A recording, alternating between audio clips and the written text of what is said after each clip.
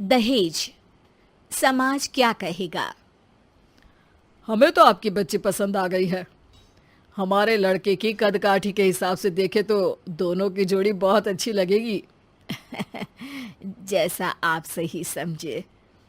बेटा योगेश, तुम दोनों को अगर टाइम चाहिए तो आपस में अकेले में कुछ बात कर सकते हो। हम बाहर चले जाते हैं। जी पिताजी, जैसा आप कहें।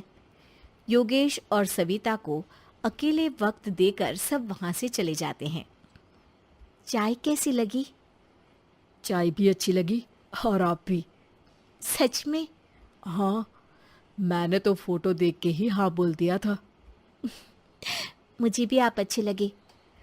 आपको कुछ पूछना हो तो पूछ लीजिए, जैसे खाना बनाना आता है या नहीं, घर के क्या क्या काम कर लेती हूँ, वगैरह वगैरह।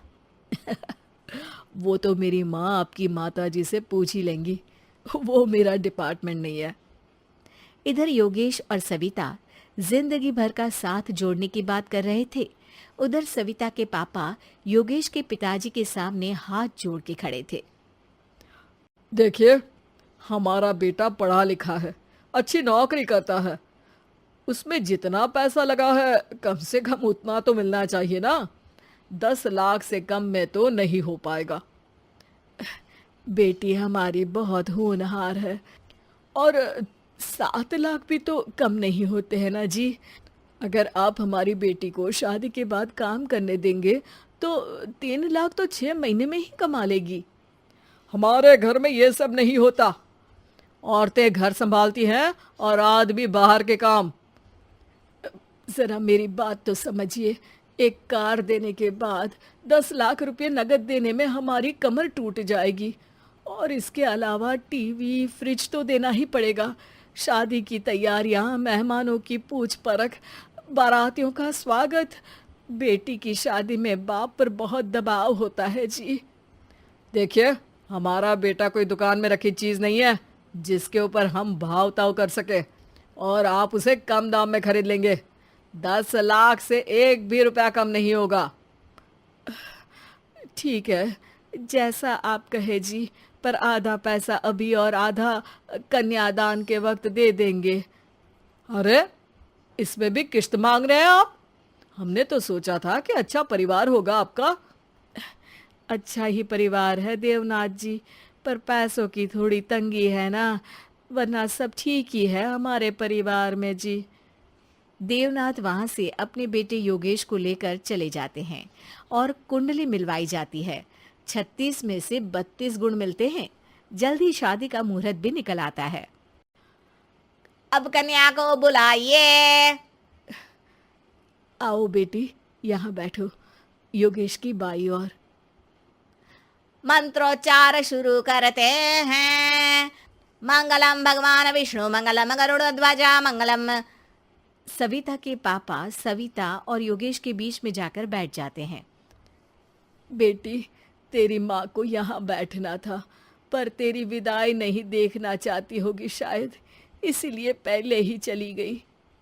बाबा, हंसी खुशी का माहौल है, रोने का समय तो विदाई के वक्त होता है ना, तब ये इमोशनल अत्याचार कर लेना। अभी तो मुस्कुराइए, कैमरा आसपास ही है। तभी पीछे योगेश के पिताजी आ जाते हैं। अभी तक पैसे नहीं आए आपके यहाँ से? उठा लूं क्या बेटे को?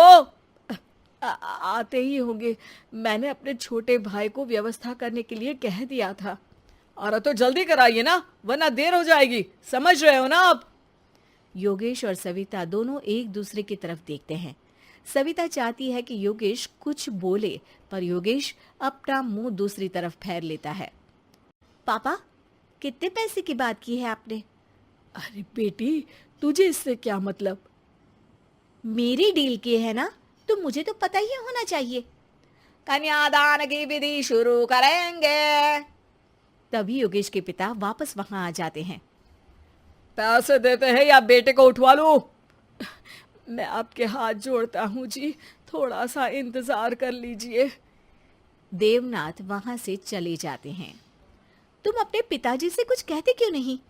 उनके सामने कोई आवाज नहीं उठाता। ऐसा नहीं है, कोई तो उठाएगा ही।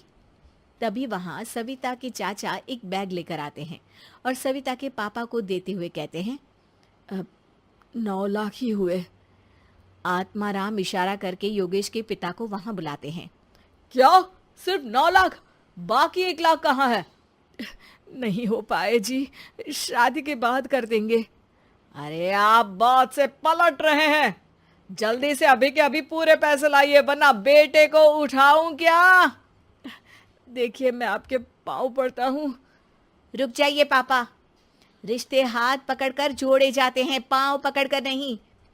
बेटी तू चुप रह। नहीं, ये कब से बस कह ही रहे हैं कि उठवा लूं, पर कोई उठ ही नहीं रहा। लो, मैं ही उठ जाती हूँ। बेटा, अपशगुन हुआ। दहेज लेना सबसे बड़ा अपशगुन है, पाप है, पाखंड है। और योगेश, तुम्हें मैं पसंद हूँ तो कुछ बोलते क्यों नहीं? और तुम्हारे पिताजी, अरे देवनाथ जी, आपके नाम में ही बस देव है, काम तो आपके असुरों जैसे हैं। पर गलती आपकी नहीं, गलती मेरे पिताजी की है, जो आप जैसे लोगों को घर की दहलीज भी चढ़ने देते हैं। लेकिन एक बात साफ है, मैं आपके घर की दहलीज कभी नहीं चढ़ूंगी। अरे बेटा, समाज क्या कहेगा? यही कहेगा कि सविता के भीतर की माँ दुर्गा जाग गई थी, जिसने पापा के खिलाफ, गलत के खिलाफ आवाज उठाई। आसपास के लोगों ने जोरदार तालियां बजाई। समाज की तालियों से पता चला कि समाज क्या कहेगा। समाज ने सविता की बात को स्वीकार भी किया और उसको अपने सर आंखों पर भी बिठा लिया। सविता के पिता में हिम्मत जागी और उन्होंने कहा, देवनाथ जी, आप कह रहे थे ना बेटे को उठा लूं क्या? उठा लीजिए। हमारी बेटी को आपका लड़का पसंद नहीं है और हमें आप